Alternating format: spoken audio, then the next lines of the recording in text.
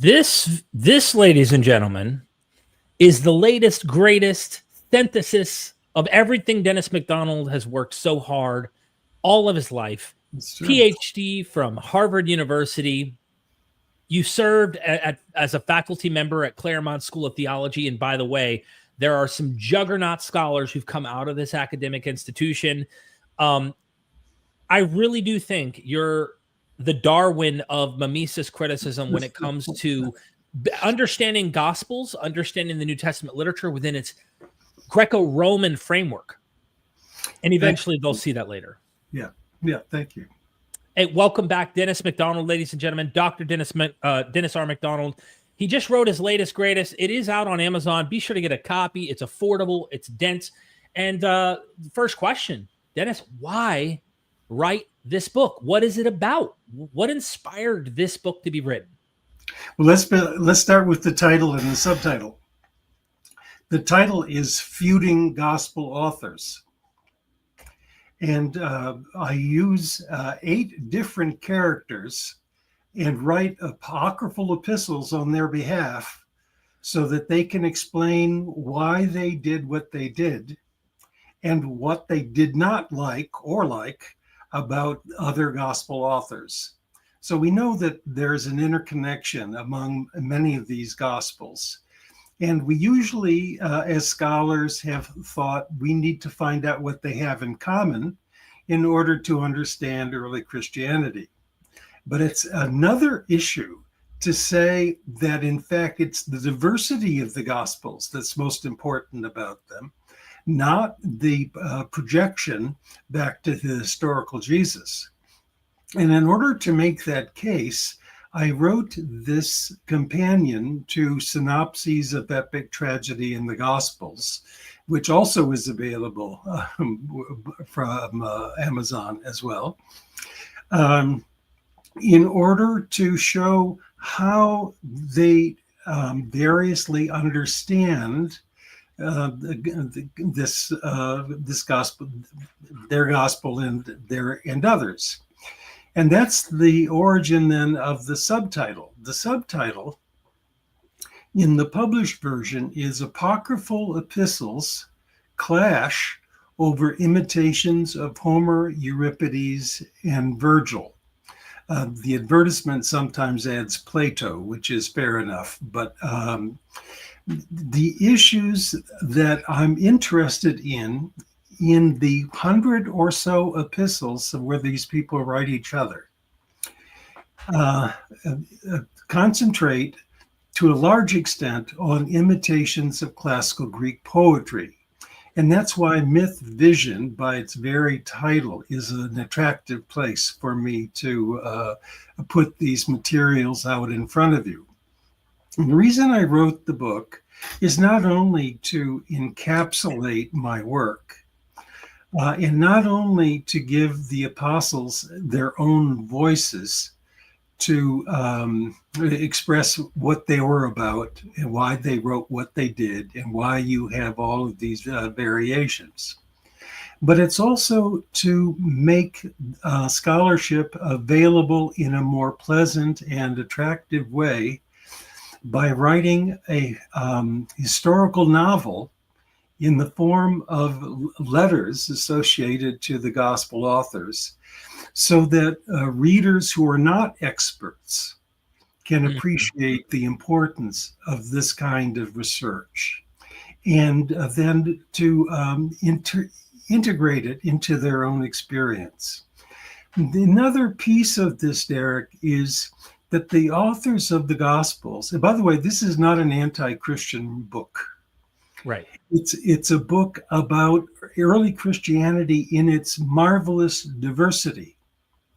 Whereas theologians are prone to want to homogenize the Gospels in order to see a unity and then to describe a hegemonic model of theology, I think it's better to take seriously their different social identities, their different theological positions, and to see how they struggle with the images that are biblical and classical, in order to construct meaningful dialogues with each other. And so that's where this impulse comes from. And in fact, the first conversation I had about this was with you, Derek. I just floated the idea. Yeah. If I had the apostles speak for the evangelists speak for themselves. Now, let me tell you what evangelists I've chosen. Obviously, the authors of Mark, Matthew, and Luke. But I take two of the three authors of the Gospel of John. The first author, whom I call the Dionysian evangelist, because he is prone to make Jesus Dionysian. And the final redactor, which I call the beloved disciple redactor, who makes nice and tries to paper over the controversies that the Johannine community has had with the Petrine community. But I also add Papias, the Bishop of Hierapolis, who wrote a 5-volume work on the Gospels called Exposition of Logia about the Lord. And it's written before Luke and Luke Acts and the Gospel of John. I'll say more about that later, Derek. Yeah. The author knows 3 Gospels, and they are 2 of them appear in the New Testament. One of them doesn't. And the one that doesn't is the Q document, Right. which I call the Logoi of Jesus, which is its likely original title. But because it's twice as long as traditional Q reconstructions, it's also sometimes known as Q plus. And so my solution to the synoptic problem has been called the Q plus Papias hypothesis. But there's one other voice that I add that is really quite important, Derek. It's Theophilus. Theophilus is the patron, probably a pseudonymous patron, of Luke Acts. And he's the voice really of the reader. That Theophilus is asking questions that many readers would have about the Gospels, and he allows Luke to speak to those issues. And also, he is the voice for Luke after Luke dies. So there's I create personalities out of these characters, but the personalities are issued right from the text of the Gospels. So the epistles don't have any chapter verse numbers. The footnotes do. And so if you want to check up on me, that's the place to look. So the author of the Logoi of Jesus, I call Logographos. Logographos actually is a Greek word, and it's sometimes used for a historian, not often, but it's the author of Logoi, basically. And that's a very important part of this book, is to make the Logoi of Jesus stand out and to give it a bedrock of the gospel tradition that many people are skeptical about. But one is not going to be able to solve the synoptic problem without some reconstruction of the Q document. Now, they're all going to be hypothetical. Mine is too. But that doesn't mean they're unscientific. They're based on criteria that are well known to textual critics, both classicists and biblical scholars. So one ought not to be squeamish or lazy about the Q document. It really is very important. And I think its importance jumps into the limelight in Feuding Gospel Authors.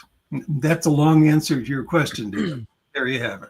Well, it rolls right into the first question pertaining to Q. And quick observation, then I'll turn it into the question and hand it over to you for your answer, is online.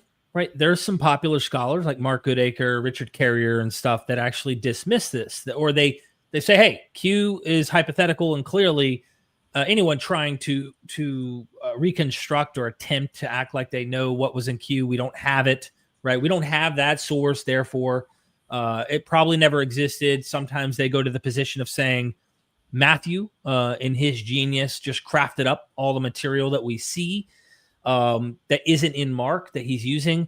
Maybe Goodacre has said in conversation with me that they're using sources, but a document we call Q, he's just extremely skeptical and tries to reconstruct without using Q. He doesn't say there wasn't one, though. So he's not like definitive. He's just trying to work out a model that makes sense without it. So that coupled with the fact that online, me nor 99% of viewers online are experts and specialists on this particular issue. And we're also trained. We're taught. I do it all the time. Be skeptical. Ask questions. Don't accept things that... So it's easy for us to jump on the bandwagon and just going, all right, I dismiss it. If I don't have this document, it's easy for us to go, well, it probably never existed because these other scholars say that it probably never existed. Instead of considering what the arguments are and actually thinking through it with you. So leads me to my first question. That is, what is the foundational argument for the existence and content of the logoi, the sayings of Jesus, the words of Jesus, Q plus? And how does the Q plus Papias hypothesis utilize reversed priority, so you have to explain what that is, to reconstruct this? Like, meaning using your science, if we're looking at Matthew or any other gospel, how can we be pretty confident in saying, you can argue over my reconstruction, but to pretend that they're not using a source prior to Mark, and that Matthew's just inventing all of this material whole cloth when we know he's working off of Mark? What does reversed priority do as a science in your mind to make you go, hey, Matthew uses something more primitive, so he's going to construct a more primitive thing than the gospel he's already using, which is Mark? Or is it more likely he's working off something more primitive?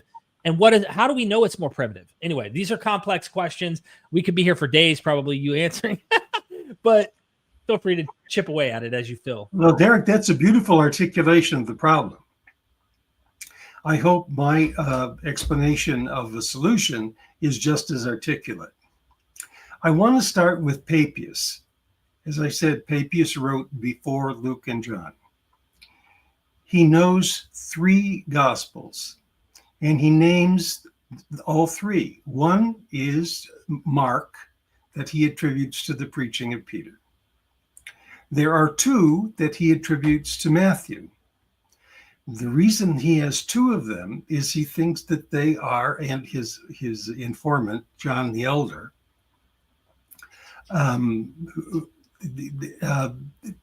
he thinks that they are translations of a Hebrew original Matthew. But there never was a Hebrew Matthew. We can be quite sure of that. And certainly John and Papias did know about it. And the reason that Papias wants that hypothesis of a translation is we're going to see Papias disagrees with both of them and understands they both are flawed and doesn't want to attribute that to Matthew's being a problem. And he says at the beginning of his 5-volume work that he wants to put things back in the correct order that Matthew had in the beginning and to augment it with other material. So there you have evidence. Now, in this, so we have one of those Matthews. It's our Matthew, probably. Right. Or something like it.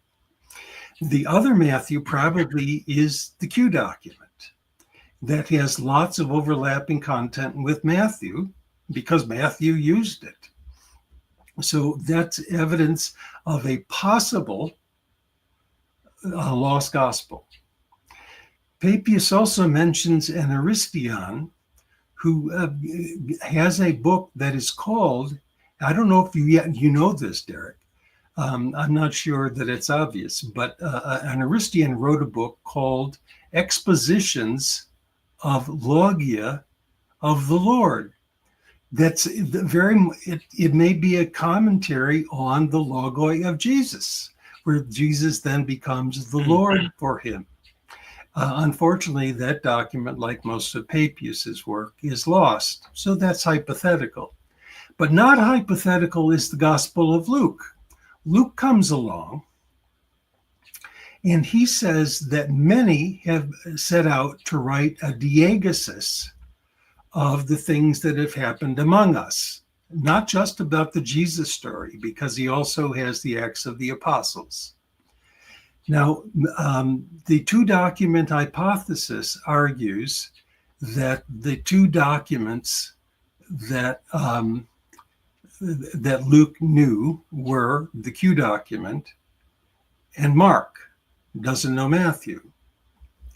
But two doesn't make many who set out to have a diegesis. The authors of the people who hold to the far hypothesis say that his sources are Mark and Matthew. So you can get rid of the Q document. But two doesn't make many who set out to write a diegesis. Both of those dominant theories for the synoptic problem ignore Papias. Papias is one of the people who's writing a diegesis. In fact, he calls his books an agesis, an exegesis, but it's the same root. And so that makes three. Now, three is getting close, but in my view, he also knows the Q document, and that makes four. That makes, in my view, a good chance that you have many. And he would know, if he knew Papias, of Aristion's work, which was a commentary, apparently, on Jesus's teachings. Now, five is many. Two is not many. So we know that there were multiple Gospels that Luke had accessible to him, including especially Mark and Matthew. We need. So how can we reconstruct a lost gospel? Now, classicists and patristic scholars for a long time have known how to reconstruct lost gospels or lost texts. I'm sorry. So the reconstruction of lost texts is common. And the way one does it is to find irregularities in the materials that one has that allow one to suggest that you have something lost. Mm-hmm.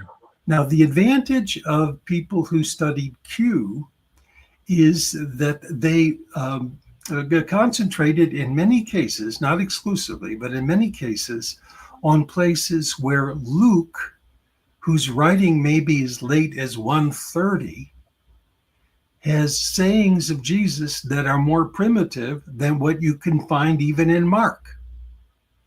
This is called reversed priority. Matthew has reversed priority to Mark as well. So the question has been, and by the way, for the most part, these examples of reverse priority are not contested. They are simply differently interpreted. One way to interpret them is to say that they come from an oral tradition that is known by Luke. But if that's the case, it's an oral tradition that lasted for a long time, over half a century. Another possibility is that Luke knew multiple sources, and some of those sources are different, or ones that we no longer have that have more primitive content. But the Occam's razor suggests that the easiest solution is that there's a coherent lost gospel. And the fact that Matthew has reverse priority to Mark at those same places indicates that he probably knew the same text. Mm-hmm. And people who deny the existence of Q, in my view, often, not always, often are lazy. Instead of taking seriously these cases of reverse priority, one says, well, we don't know where they come from, so let's, abandon the notion of these this reverse priority.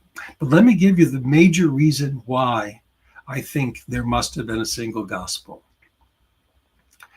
The materials that we can collect that have reverse priority of Luke to his sources and to Matthew to Mark, come from a pre-bellum,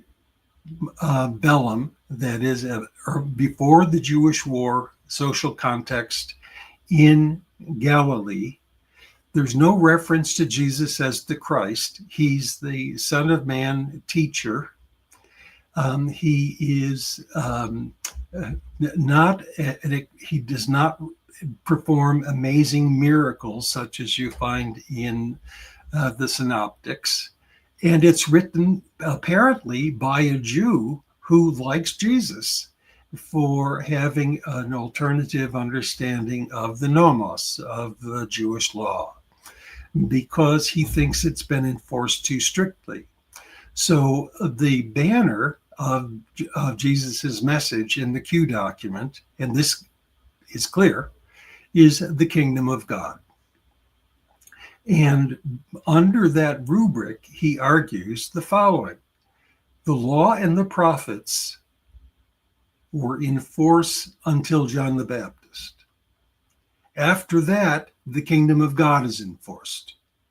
Now, what does that mean? It means that the ethics of the kingdom of God is different from the law and the prophets. And Matthew doesn't like that. He changes it and so on. But here's the point, and I'll let you ask questions of it. The reason that I think these pieces of reverse priority make sense is they come out of a coherent social context. Jesus is the prototypical leader. He's the teacher. He's the one who is a witness to an alternative understanding of what it means to be Jewish. These materials exclude a Gentile mission. It is primarily to Jews, whereas all the synoptics are interested in the Gentile mission. So that's a difference.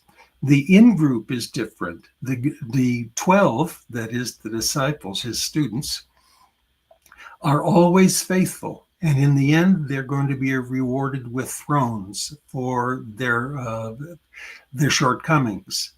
In the synoptic gospels, the epistles, the gospels off, the 12 do not come off very well. Judas is a betrayer. Peter is a denier. The Boanerges are asking for special favors, and so you get this difference. But also the outgroups are different. This is very important, Derek. The outgroup for the logoi is the Pharisees and other people that are called nomikoi, that is, enforcers of the Jewish law. And Jesus himself violates Mosaic law in order to help a promiscuous woman, for example, and others. The Synoptic Gospels do not like that notion of having Jesus's primary opponents to be Pharisees. For them, the primary opponents are chief priests, because they're the ones in Judea responsible for the temple, and they're the ones who set out to kill Jesus.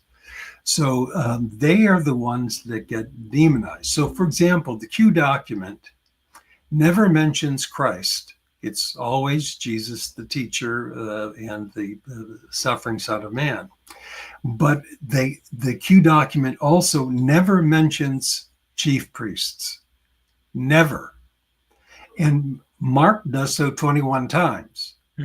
And so many of the rebuttals of the Jewish authorities are transferred from nomikoi, that is, these Pharisees, to the chief priests, that is, managers of the temple. So you have a coherent social identity in these materials recovered by reverse priority that have no place or no comfortable place in the synoptics. Now, that I think is a huge issue. And in my opinion, as far as I know, nobody has engaged that argument with me. To say that those social identity features, different from the synoptics, from a Galilean pre-war context that is exclusively for Jews, with a different understanding of the in-group and the out-group. It makes sense. And by the way, I use social scientific theory in order to demonstrate how this works for describing a group. So, for example, if I knew you even better than I do, I could say who you venerate as a hero. I can imagine who you understand to be your buddies, and I can understand who your opponents would be. And my guess is that you would identify with a group that shares your values and shares your enemies. So that's what's going on. Social identity theory is not rocket science, but it really is an important way of distinguishing these materials. I think when I went through this thought process with you before we dive into the contents of what you did with this book and having these conversations, these epistles that were crafted by you, but based on, I would say, your interpretation, right, of seeing the materials in the Gospels and how they differ, and also really starting with Mark and priority, how that reflects in later traditions of these writings. So one of the observations I made as someone who's open-minded to wherever the evidence goes on this issue of like Q plus, even listening to like I listen to everything, you know this. But one of the things that really stood out to me, and I mentioned this to you a while ago, was just kind of the modus operandi. What were the ones we have doing? And I think that's important if we're going to build up a hypothetical here, is to understand, like, okay, I understand we all want to be skeptical and just throw this thing out. It's easy to do. And it really is easy to do. I don't know if I could ever decipher and go through all the meticulous you've done. I'd have to learn the languages first, but that's a lot of damn work. So at the end of the day, what did Matthew do? These are questions we can know. What did Matthew do? What did Luke do? What did John do? And Mark Goodacre's writing a book. I'm about to interview him on right now, The Fourth Synoptic Gospel, he's calling it. And it's all about how John is literally using Matthew, Luke, and Mark. And so at the end of the day, like, what I'm saying is what was their modus operandi? And if it was to imitate an earlier text, why do we have to stop at Mark?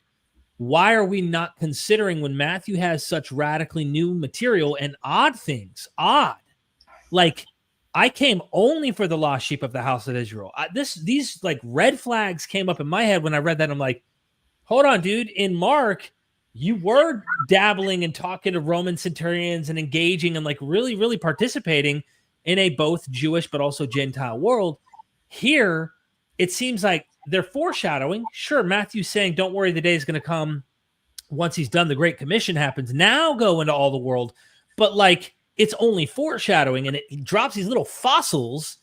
So do we have to believe Matthew just made up all of this?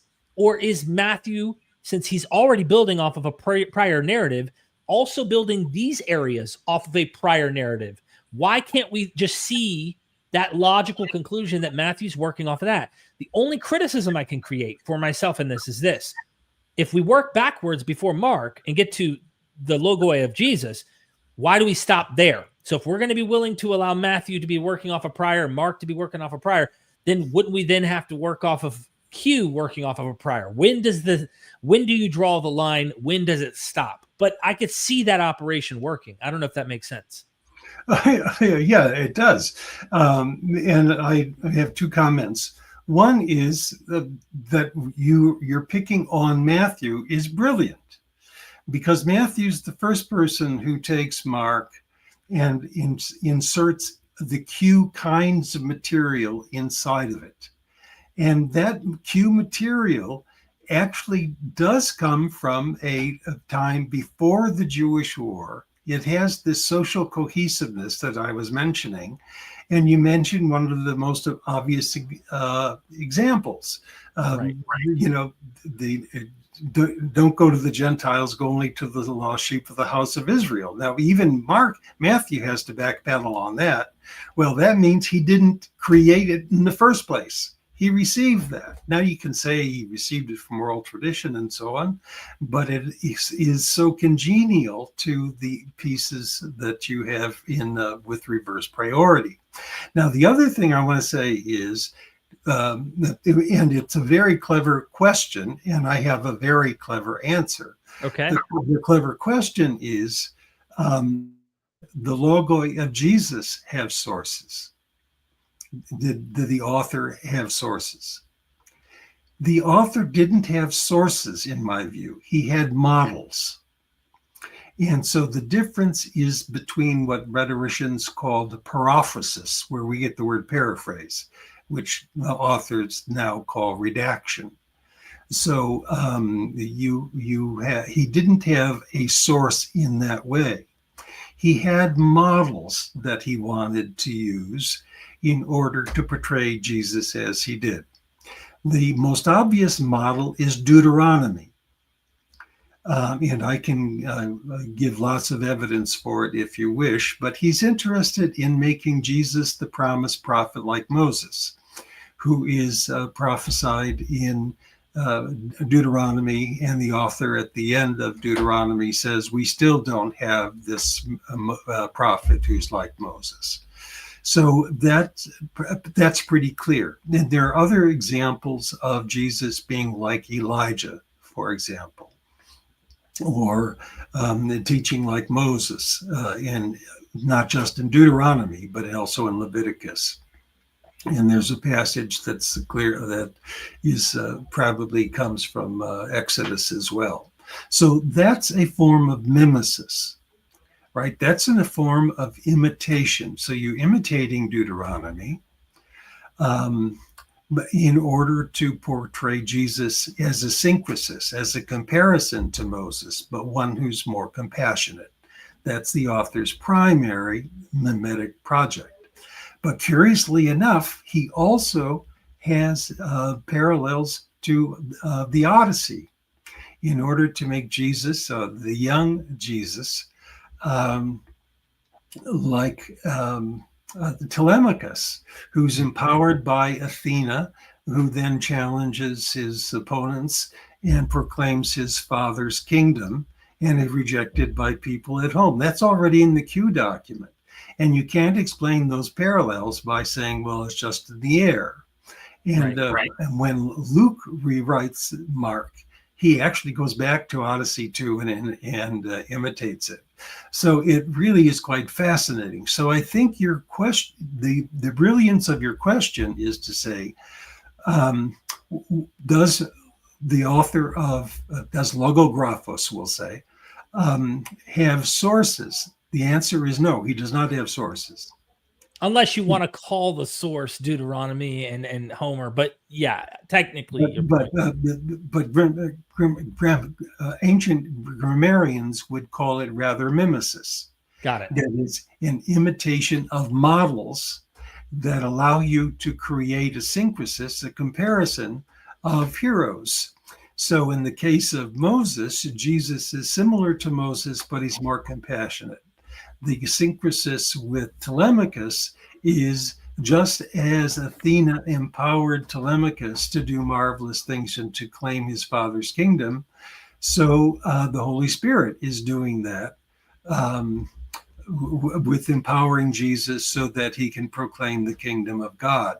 So I don't think we find sources behind the Logoi of Jesus. We find models. Gotcha. Okay, that's a perfect leap off here. There's an image here. You can find it on Google, actually. There's an image. You've got the Logoi, right? And its influence on Mark, Matthew, Papias, Luke. And then you kind of go from Luke to Dionysian Gospel and John. Maybe John has it too. Maybe not. Okay. But you're not making a strong case he did or didn't in this. And then you point out Luke Acts' influence to Marcion's Evangelion, which is also very interesting.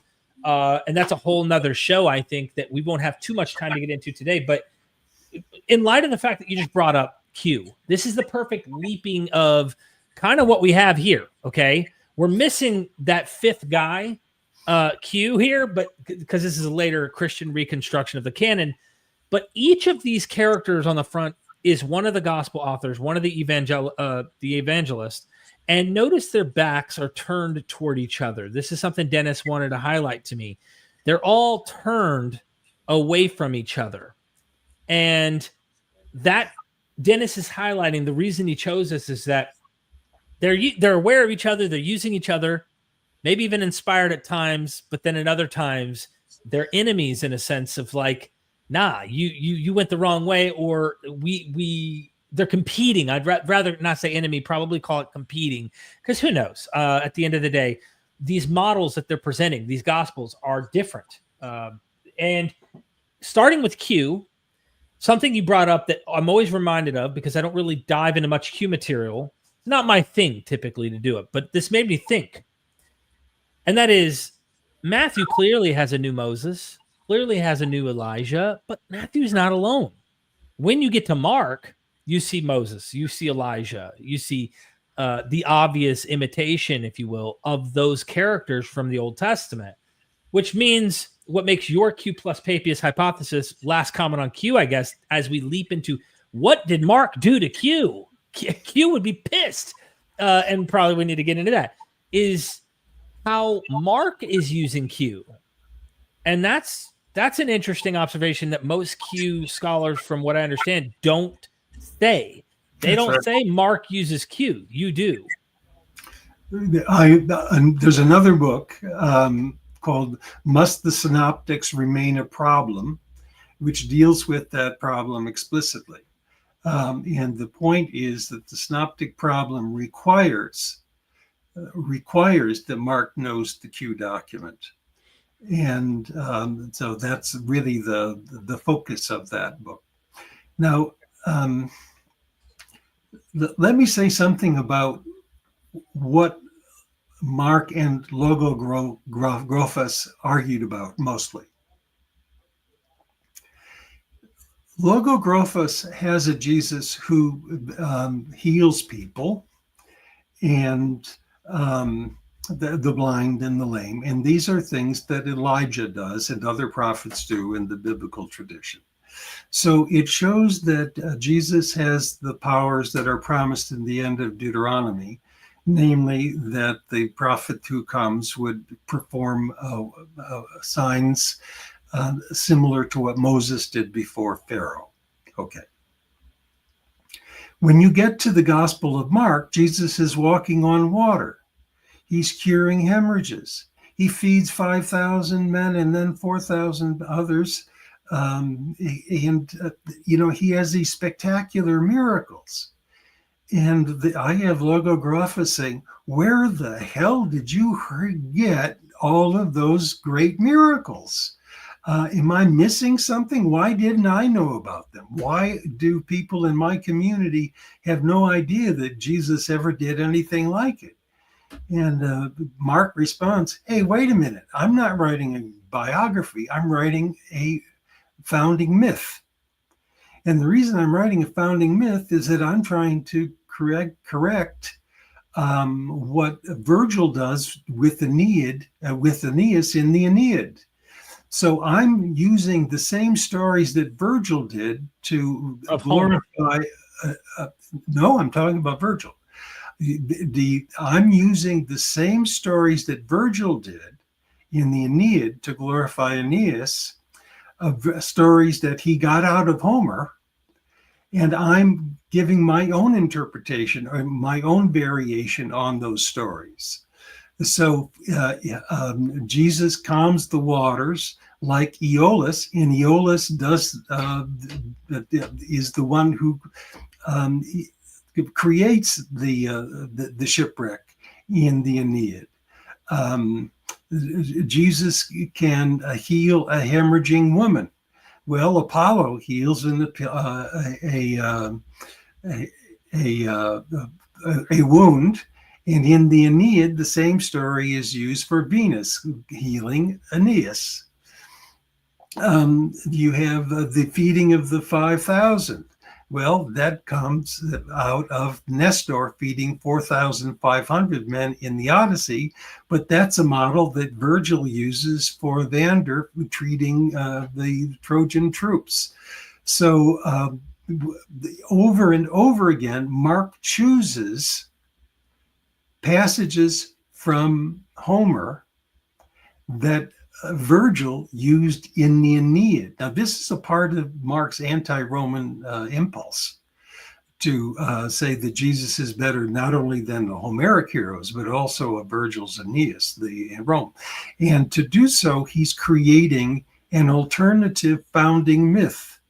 Now, if there's one thing we know about Vergil's Aeneid, is that it was understood to be the dominant founding myth of the Roman Empire, the early empire. And Mark is competing with that. He's not competing so much with the Logoi of Jesus. He's not competing with biblical texts, even though you have some debris that's left over from biblical text. I don't mean debris in that in a negative sense. Right. But his primary goal is to the Gentile world, no longer the Greek one, the Jewish one that you have in Logographos, and it's informed by a hostility for Rome, and it's expressed in an alternative founding myth. So Mark, in my epistles, says, look, get over thinking that I'm writing a history. That's your job. You make Jesus the teacher and so on. I want him to be the hero. I want him to be the Christ. I want him to be the ideal martyr whom Jesus glorifies. And I want to make him more of a superstar than Vergil's Aeneas. And I have to create my own founding myth to do that. Now, let me say something about Mark and Matthew. Matthew comes along and he sees those Markan stories, and I don't know if he recognized that they come from Homer, but he removes almost all of the most telling features from Homer that are in Mark. So you would never see in Matthew's version of the Gerasene demoniac evidence of Polyphemus and Circe. Why? Because Jesus heals two people from the tomb, not just one. There's no exchange of, no mention of legion, for example. And this happens in miracle story after miracle story after miracle story. And my Mark says, Matthew, stop it. How dare you purge my wonderful imitations of Homer and make it look like it's history. It's not history, it's a founding myth. And, don't say that, I'm not historical. I'm not intending to be historical. I'm intending to offer a narrative about Jesus that is encouraging to my readers who recently have suffered from Rome in the fall of Jerusalem. So, okay, Mark does this to Q. Matthew's doing this to Mark. Luke comes along and says, hold my beer, watch this, and takes it to a whole nother level. And I love it. What then it gets really, really intense, I feel, once you start seeing Luke and John and how they're doing this with Euripides and stuff, but other places, of course, Homer. One nod, though, that you brought up the demoniac, because that's a major part of your book. You start with that, actually, is a very important leap-off point. And I was reading that Christian scholar that had an amazing article online that I told you.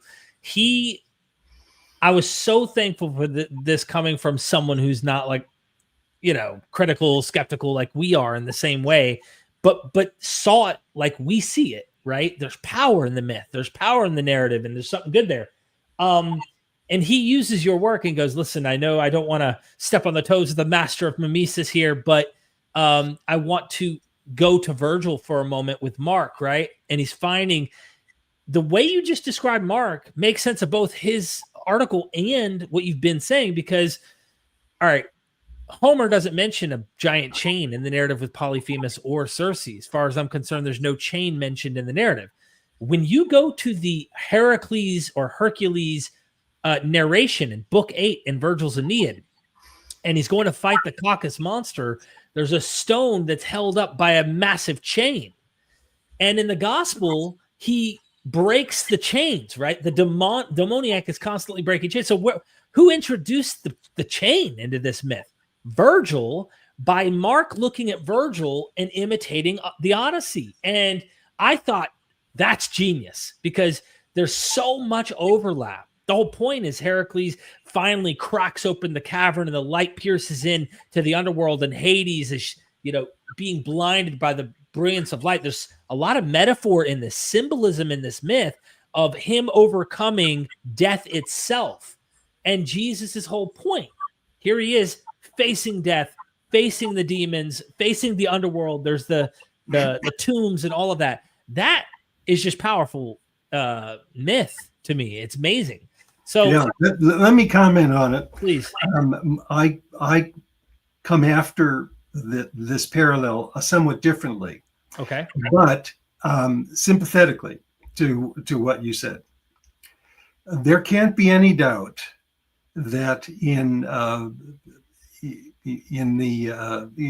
Aeneid 8, you have this story that is modeled after the Polyphemus story. There's no doubt about it. And you're right, the chains appear there, and there are chains that that appear in Mark and so on. And we do know that Vergil has his own version of the Polyphemus story in Book 3. So Vergil is really interested in rewriting the story of Polyphemus, and so it's not unusual to have him imitating it again in chapter 8. The question I would have is whether Mark knows, has the story in Aeneid 8 in mind, or if it's more residual. But he certainly shares Vergil's interest in the Polyphemus and the Circe stories. And that's a part. By the way, one more thing that you said about that I appreciate very much is Luke comes along and he presses the issue of a founding myth even further. The place where he does that spectacularly is in the Acts of the Apostles. And think of the very first verse that you have in Luke. He's talking about those who have, the several people who have written narratives about things not about Jesus, which other sources have said, but about things that have happened among us.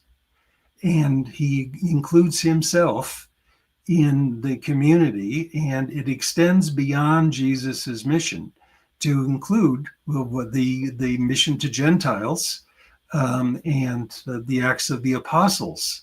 So from the beginning, Luke has a project of a founding myth, of talking about the things that have happened among us. You could say the same thing of Vergil. He doesn't say it this way, but Vergil's the founding myth, you could say, is, I'm going to tell you a story about how the early empire emerged by having the dynasty of Aeneas at play, and how that ties into the emperor too. But the one comment I would make that he mentioned, of course, I don't have the article in front of me, is the Latin loan word legeo, and how he pointed out that's mentioned, of course, in Vergil's Aeneid as well, and its relationship made him think that you're right. The Odyssey is the master antecedent, but that he thinks they are aware of Vergil because of, or this particular story. And whether the is or isn't, there are some interesting details that makes me go, oh, no, that's a very interesting connection, and one would have to explore it for sure. Yeah. Okay, so Luke Acts clearly is taking it to a whole nother level, as we talked about. Papias is in the mix. You've got Matthew and Mark. We've got Q. We've got all sorts of books, all sorts of material, and there's conversations happening. I'd like to ask you some questions, but we did get some super chats that I'm like, if they're asking it, why do I need to ask it? Because there are some good ones. Do you want to get to Q&A? I'd love it. I'd love it. All right. We've got a couple goodies here. So again, thank you for becoming a member, Salem. I've got several videos right now for anyone who's a member. You have early access to all of those videos. And I'm planning on actually having a trip with Dr. Dennis R. MacDonald, fly here in person. I'm actually building the studio now. Fingers crossed we get it done soon. And we're going to do some interviews where Patreon supporters on MythVision's Patreon can ask a question. I literally am going to record an entire video getting the scholar's answer for your one question. So I don't know anyone else who does something like that, but we will be doing that. Solera Knight, thank you for the super chat. New Testament plagiarized? The Iliad, the Odyssey, the Aeneid? So Lara Knight, thank you for the question. That is one of the mischaracterizations of mimesis. Mimesis is not theft. It's not plagiarism. And in fact, ancient rhetoricians made the argument that it should not be considered to be theft or lazy plagiarism. It's, in fact, creative imitation in order to transform the stories that in the Iliad, the Odyssey, and the Aeneid to show that Jesus or Paul or in the Hebrew Bible, Moses, is better than those heroes. So it's competitive. And in my book, I give the evidence for the rhetorician saying this should not be understood as theft. The word typos is the word model that rhetoricians used. And a typos, where we get the word type, by the way, and typewriter, is simply a signet seal that makes an impression on wax. And the impression on the wax is not exactly the same as the impression on the seal, but it gives a character to the wax that is recognizable. And so when rhetoricians talked about mimesis of a typos, they have in mind the replication of a story, but not simply to reproduce it. It's not theft. It's actually literary creativity. Let me give you an example. When my daughter was young, a feminist friend of ours gave her a book that was called Sleeping Ugly. Now, that's obviously a parody of Sleeping Beauty. It's not plagiarism. It's cultural transformation. So that's what these authors are doing. And we know that they loved this kind of thing. And in fact, one could say that the gospel authors are imitating each other in order to show that their Jesus is superior to the one in the previous document, just as what Mark is doing in Matthew. So thank you for your question, but I wish you could get rid of the question mark and rephrase this. The New Testament is not plagiarizing the Iliad, the Odyssey, and the Aeneid. It's cultural playfulness. Thank you so much. Next is from my buddy Stephen. You know Stephen, Cross Bible. He actually has his own website. We're going to pull that up here in just a second. His question is Matthew 6:32 says, the nations seek. Let me pull up this verse here. Verse 32. This is his website. Actually, we're using for the pagans run after all these things. I think it means nations, and your heavenly Father knows that you need them. So he says Matthew 6:32 says the nations, I think that's what's talking about the pagans, I believe. The nations seek, referring to Gentiles. When Luke 12:30 adds, let's go to Luke 12.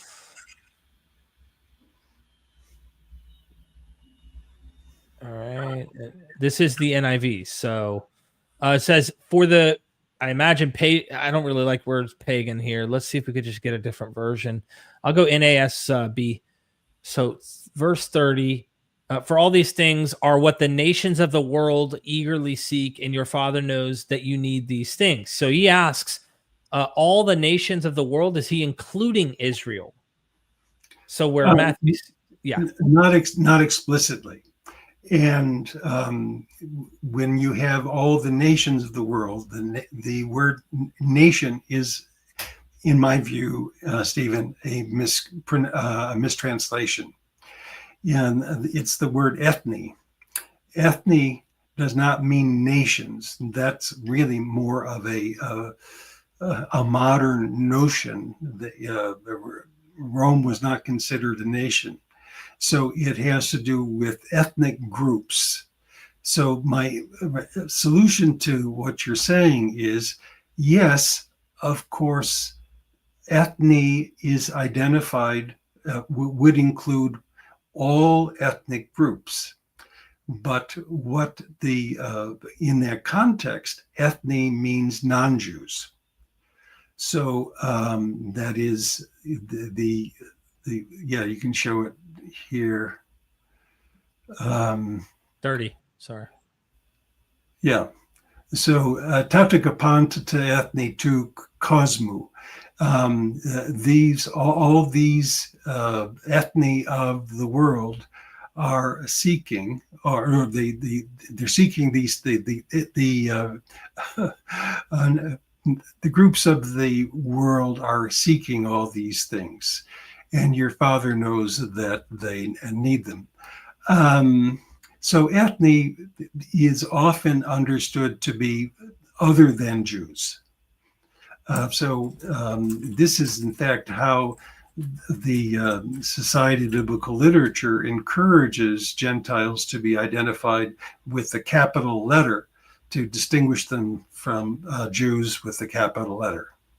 Interesting. Thank you so much, Stephen, for the super chat. And he'll be doing a video or live stream after this video. Remind me again, Stephen, if you're in the chat. So when we're done with the live stream, go jump over to crossbible.com, subscribe now so you get notified. Hit the bell too. Doc Pluromana, thank you for the super chat, my friend. Dr. MacDonald, if Papias whines that Mark wasn't orderly, isn't that just code for botched the Homer outline? Matthew dutifully supplies Torah citations like a pedantic scullion, correcting a sloppy rhapsode. Let me read that in just for a moment.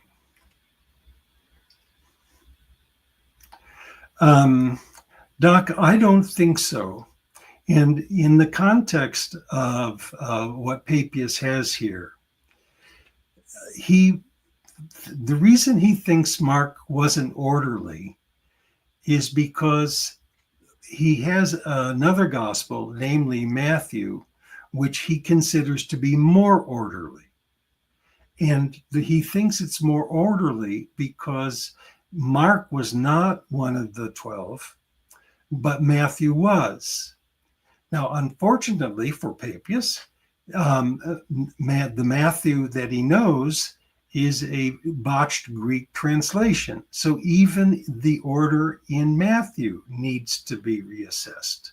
So he says at the beginning of his own comment of why he's writing that he wants to put things back into the correct order, and uses a very strange Greek word, a rare Greek word, in order to do so. So I don't think it has anything to do with Homer, although I welcome your suggestion. The issue of Matthew supplying Torah citations like Scullion. Yes, that's true. You have these formula quotations, especially in the infancy narrative, but you have it elsewhere too. These things happened in order to, and then you have a biblical citation. That's that's typically Matthean. You won't find that in the other synoptics. But I think the issue of orderliness has to do with confusion of the sequence of logia in his other sources, which is actually how he talks about it. Thank you so much for that. I've got a couple more here, and then interesting question from James Apperson that I want to ask. Vesper, thank you for the super chat. Why does the proposed Q document lack manuscript evidence? And early church fathers who discuss gospel origins, like Papias and Irenaeus, not mention it? Well, and that's a very good question, Vesper. And you also have a problem with why we have such feeble evidence about Papias's work. We only have 10 pages of a 5-volume work that Jerome thought was so long that he refused to write a Latin translation for it. So we know it was a sizable piece. The reason we lack manuscript evidence, and I've dealt with this in several publications, but let me modify it here now. The Q document was written by a Jew, not by a Christian. It had Jesus upsetting Mosaic law and allowing for the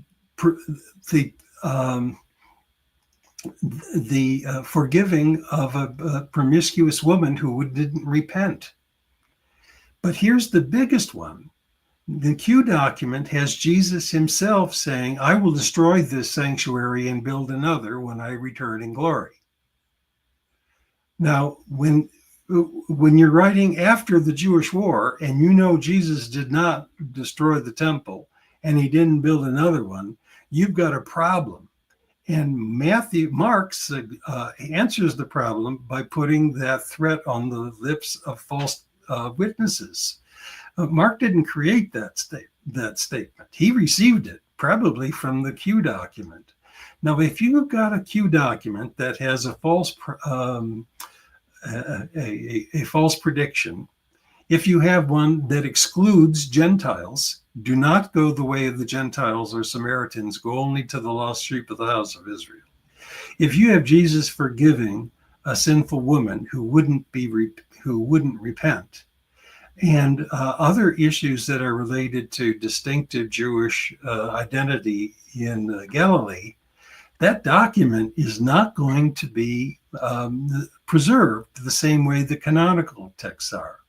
Now, we do know, we do have evidence that the Q document may have been known in Roman areas among other gospels, and Didymus the Blind is one example of that.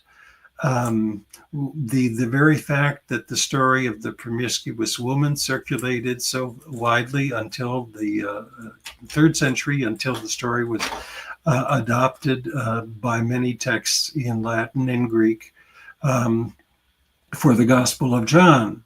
So it's, and by the way, Eusebius, writing in the early 4th century, when he was talking about Papias, said Papias's work is still available if you want to find copies of it. But I don't want to say anything more about it. That's what he said. So I think that it's likely that the Q document, but here's another example. The Q document probably was known by the author of the so-called Proto-Evangelium Jacobi, or the Proto-Gospel of James. And this has been hammered out really quite beautifully by other scholars. So I think the Q document was in the shadows of the canonical process. But because it did not have a Christian verification by communities, that is, Mark, Matthew, Luke, and John, we know, had readerships and were connected to groups. after the Jewish War, before the Jewish War, after the Jewish War, there were no communities that would identify with the logo of Jesus, I think. So you don't have that kind of community support for the document. That's my view. But one of the things you can say, if you read the Q document for yourself, you can imagine why it did not survive, because Right. you have these problems. Thank you so much. Last super chat, and then got a good question from a buddy. Doc Pluromanaut, thank you for that super chat. What if Q wasn't Mark's source, but his foil? Mark dramatizes what Q leaves as aphorism. Is it aphorism or aphorism? Aphorism, yeah. Aphorism, parable versus performance. Sapiential Jesus versus Odyssean Jesus. You might want to reread that. I think I would use language a little different from that, Doc, but I think you're really onto it. The reason that I have so much of my book in a conversation between Logographus and Mark is precisely on this issue. That is, Mark uses the Q document and he changes it dramatically. So it's both a source and a foil. So he uses Q when it's congenial, but when it's not congenial, it becomes a foil. An example is the one that I gave. The Q document apparently has Jesus say, "I will destroy this temple and build another." Mark could understand that as a source, but he also has it as a foil. No, Jesus didn't say that. The false accusers made him say that.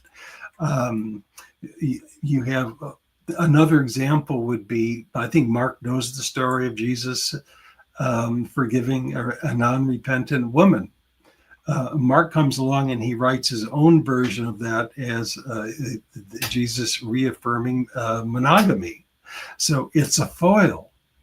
So again, Mark dramatizes what Q leaves as an aphorism. Yes, that's right too.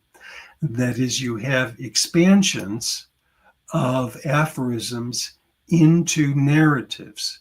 A good example is in the Q document, Jesus says, "Avoid the yeast of the Pharisees."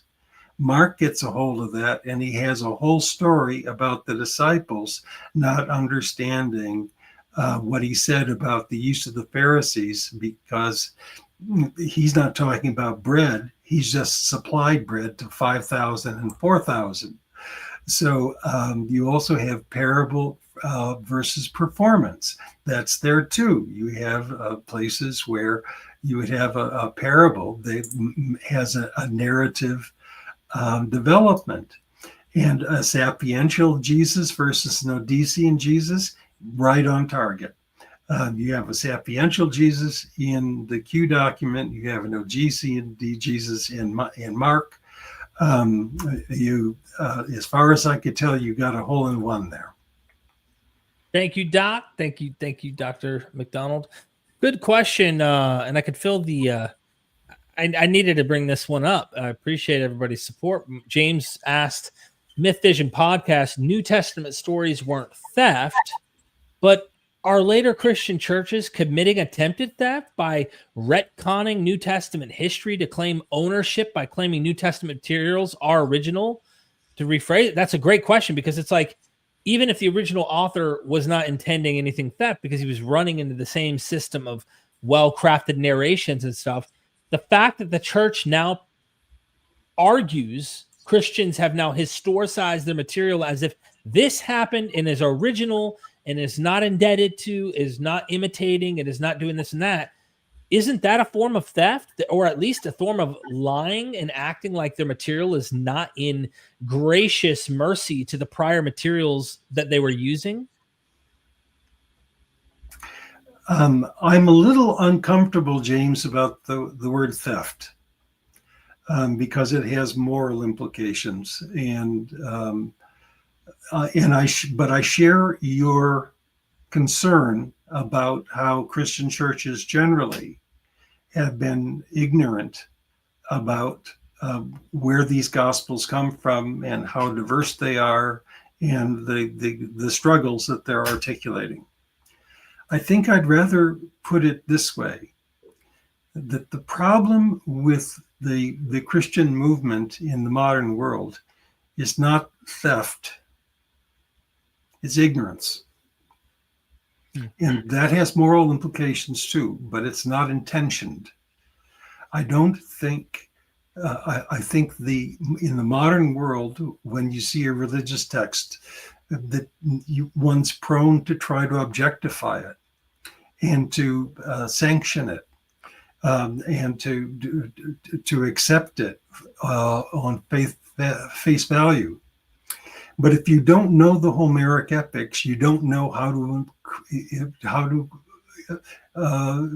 relate them. And one of the things that I'm trying to do with my books, especially Feuding Gospel Authors, is to shake down religious confidence by fundamentalist Christians and many Catholics and Orthodox as well, to see the diversity and the wonderful creativity of these authors. So just as these authors are not thieves, I don't think the Christian church is theft. I just don't know. I just don't think they know what riches they're leaving behind. I think it'd be better for them to open their eyes and to see that these texts are wonderfully creative and ingenious, but they don't support the kind of dogmatism that is plaguing the Christian world right now, especially among American evangelicals, I hate to say. And that's been my background, by the way. Yeah, thank you so much for that. You've written a lot, Dennis. So we've caught up. All super chats. Of course, James had very thoughtful reply. Thanks, Dr. MacDonald. And so thank you, James. I wanted to ask you before we end up wrapping up this particular episode, because I think Feuding Gospel Authors, everyone needs to get a copy. Luke and John. We could get lost in Acts. I know I mentioned to you there's an interesting article that was written by Mark Bilby, specifically talking about the Orestes, the older Orestes play and its significance in Acts. But I've even read, can't remember his name right now, you probably remember, a scholar who highlighted the Euripides Bacchae looks to be, at least in some way, similar. There are generic parallels between the Gospel of John and Euripides Bacchae. But you've also highlighted this with the book of Acts, right? Luke's doing this as well. What is going on with Luke Acts and the Gospel of John with Greek classical poetry? That's a very good question, and I've written a whole book on it, so I'm not going to read it at you. So let me summarize very quickly. The Gospel of John apparently was written in 3 stages with 3 different impulses. And the earliest one was the Dionysian Gospel, where Jesus's first miracle is making water into wine. You have the woman at the well, who's similar to a Maenad in the Bacchae. You have the wonderful opening speech where Jesus is Dionysian. He's the one who's in the lap of the Father. Of course, Dionysus was born out of the thigh of Zeus. Jesus is the one who gives life and light and gift after gift. This author of the first version of the Gospel of John, are you okay? Yeah, I'm looking for your book. Actually, I have it on my shelf somewhere back here. I was going to bring it up and show the Dionysian, but go ahead. He covers this in here too, but go ahead. I lost my train of thought. No, it's okay. The reason the author is writing this, in my view, and I express it in several of the epistles, is he sees in the Acts of the Apostles, and there are several reasons to say that he knew not only the Gospel of Luke, he also knew the book of Acts. And in Acts, Paul is a new Dionysus. So the author sees that Luke has done that with Paul. He wants to do it with Jesus. And this is why, in my view, and articulated in the book, he makes Jesus into a Dionysian character. Luke and Mark in particular have Jesus say that if you're to follow him, you need to take up your cross and be obedient. You need, in some cases, to abandon your wealth. You need perhaps to hate your family and to undergo hardships. So this is not a very appealing understanding of what Jesus has to offer you. And the author of the Dionysian Gospel, in my view, is in Western Asia Minor, where there are lots of Dionysian initiate locations. And Dionysus offers lots of wine, good sex, eternal life. Now, if you're trying to create a religious community, which hero do you want? The one that requires abstinence and poverty and death, or one that offers a good party and wine? And so the author makes it clear several times that Jesus is the one who offers gift after gift. He's a rival to Dionysus. And therefore, he can encourage people to join his community.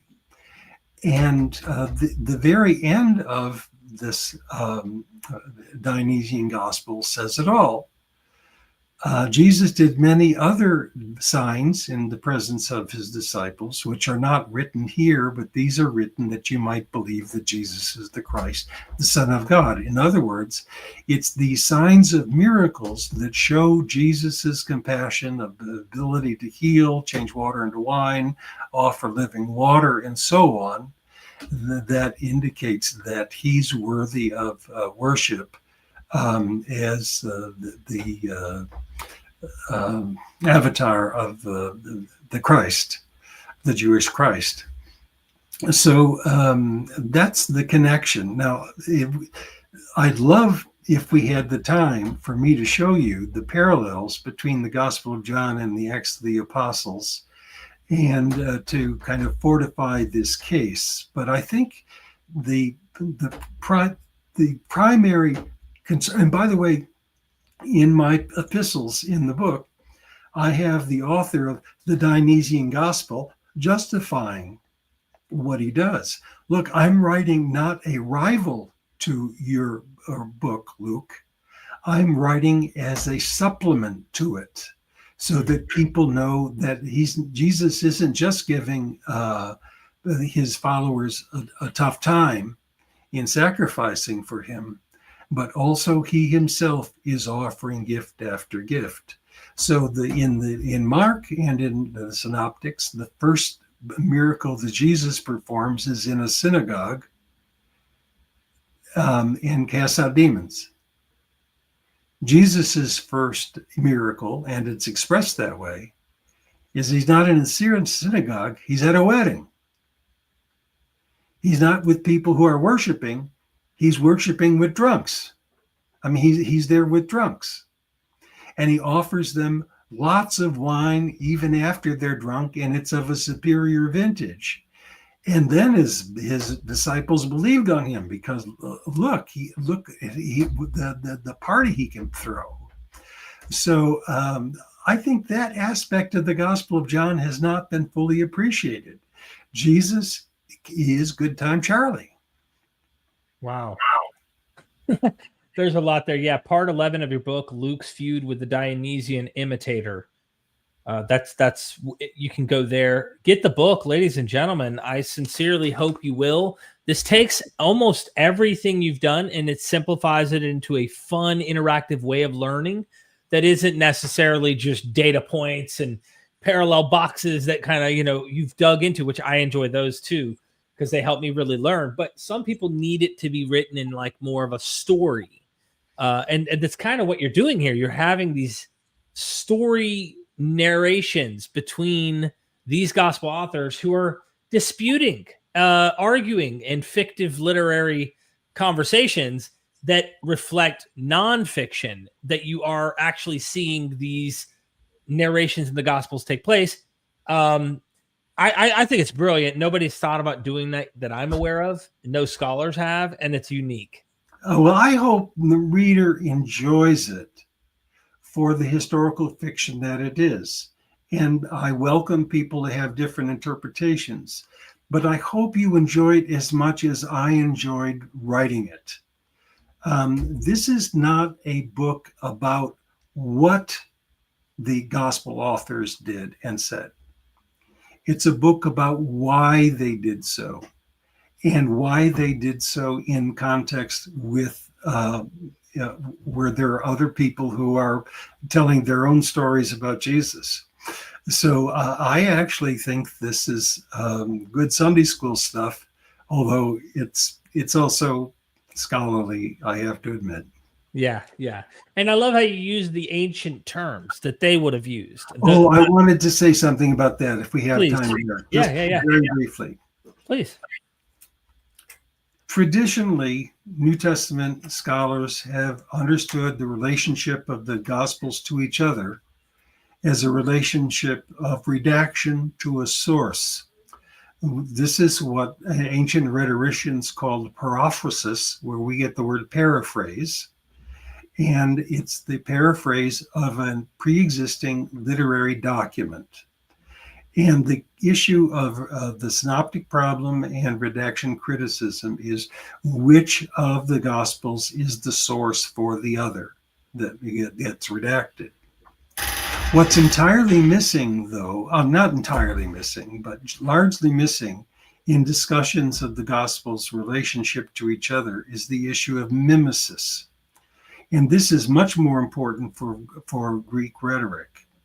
Mimesis is not a paraphrasing of a source.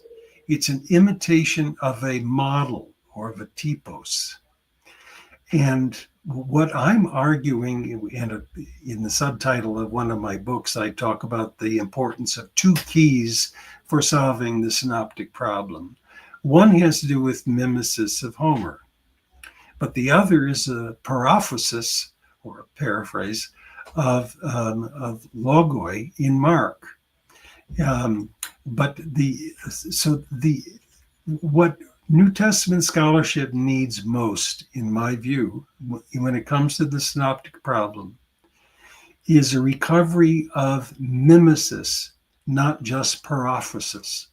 We are not dealing just with paraphrasing and rewriting sources. We're involved, those authors were involved with creative, artistic, innovative, socially responsible attempts to rewrite antecedent models in order to show that their Jesus or their Paul or their apostles were more virtuous or more compassionate or more powerful than antecedents in Greek and Jewish literature. And until these scholars recognize the importance of mimesis and add it to paraphrassis, I think we're going to be stuck and not be able to solve the synoptic problem as we should, or to understand the passions of these feuding gospel authors. Thank you, Dennis. Yeah, I love how you try to put this back in the ancient setting and how modern scholarship has created categories and verbiage that sometimes confuses the modern student who's trying to understand how they might have functioned and operated with this kind of literature in the ancient world. And that's important as well, because how often do we create hypotheses and stuff that, end up obstructing our view of what might be going on? yeah. Anyway, I really do appreciate that. By the way, Byron Bull, 90% of the stuff you're saying, I don't know how it's relevant to a lot of the things we discussed, but no, Dennis MacDonald has never said the Messiah was Italian or anything like that. Sorry, just he literally has been telling you the entire time on the stream he was Jewish. But anyway, so that's a whole different thing we could digress on. I just thought I'd make the comment because sometimes we get some commenters that just seem to be coming up with stuff. So, Dennis, any final words from you? Really, people need to get the book. Love the book, love the cover, and the symbolism of each author turning their backs on each other while they're writing their own gospels. Well, I want to encourage people to buy the book. I'm not going to ask you to buy any other book. I'm 79 years old, and I'm not going to write another one. Oh, you're not? So, oh no, I'm actually working on a second edition of an earlier book because I'm not entirely happy with the result. But no, this caps it off. Now this is not the end of the story of this discovery of mimesis in the Gospels or their interactions. This is, I think, though, a groundbreaking stage in moving forward and understanding these texts. And by the way, I do want to say one other thing. I don't expect many people who are biblical scholars to buy the book. I think it's too threatening. That's been my experience with others. So if you know of people who are biblical scholars, I'll buy a book and give it to them. So I need to break into my own guild, but I feel blackballed by my own field because these are inconvenient facts for most gospel scholars, and it throws a wrench into the works for them. And that's not what I intended, but that's how it gets perceived. Unfortunate. I'm hoping to make some serious waves with your work in the coming years, of course, and continuing what I'm doing here, Dennis. I appreciate you seriously. Yeah, shout out to Cross Bible. He's about to go live streams in 30 minutes. Make sure you check that out. Lona Spencer, thank you so much for commenting here. Always delighted to see him as a guest. I bought the newest book. Can't wait to start working on it. I'm also so happy to see Dr. MacDonald looking so healthy and vibrant. Love your show. Thank you so much, Lana. Thank you, Laura. James with the thanks, Lana, and showing love.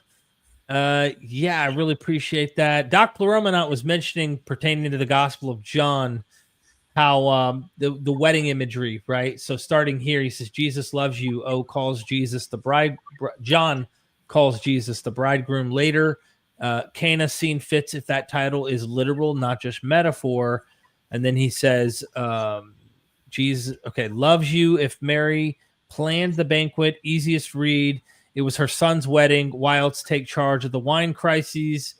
And then one more for you to think about. The third day wedding, chapter 2, verse 1 echoes Hosea. On the third day, I will raise you up. Marriage plus resurrection as one symbol.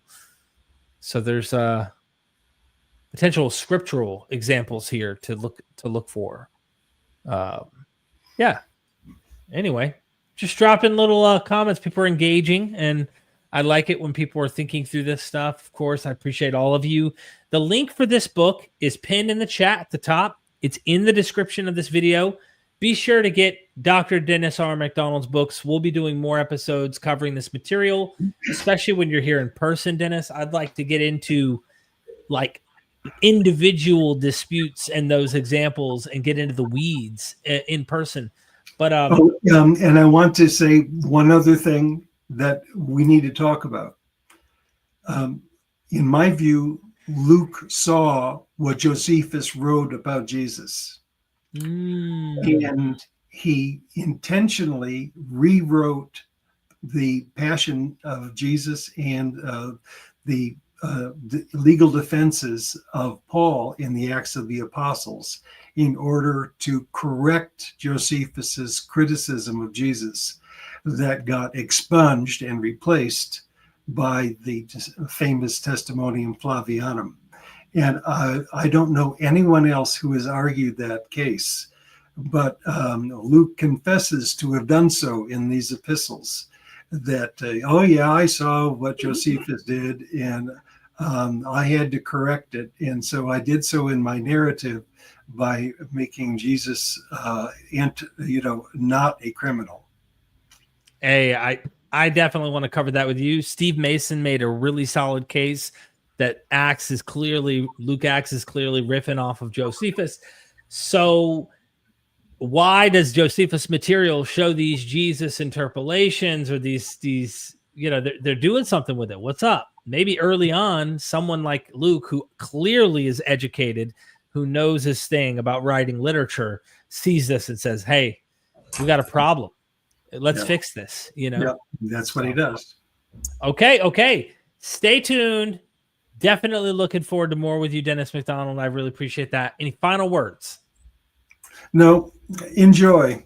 Create something beautiful for yourselves. Thank you, Dennis. I love you, man. I appreciate your work, your scholarship, your insights, your friendship, everything. And I hope we can continue doing this a lot more before the end, Thank you.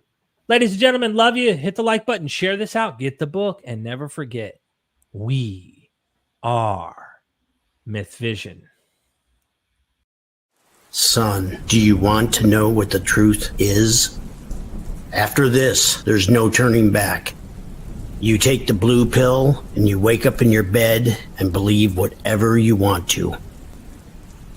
You take the red pill and you stay in Wonderland, and I show you just how deep the rabbit hole goes. Remember, all I'm offering is the truth, nothing more.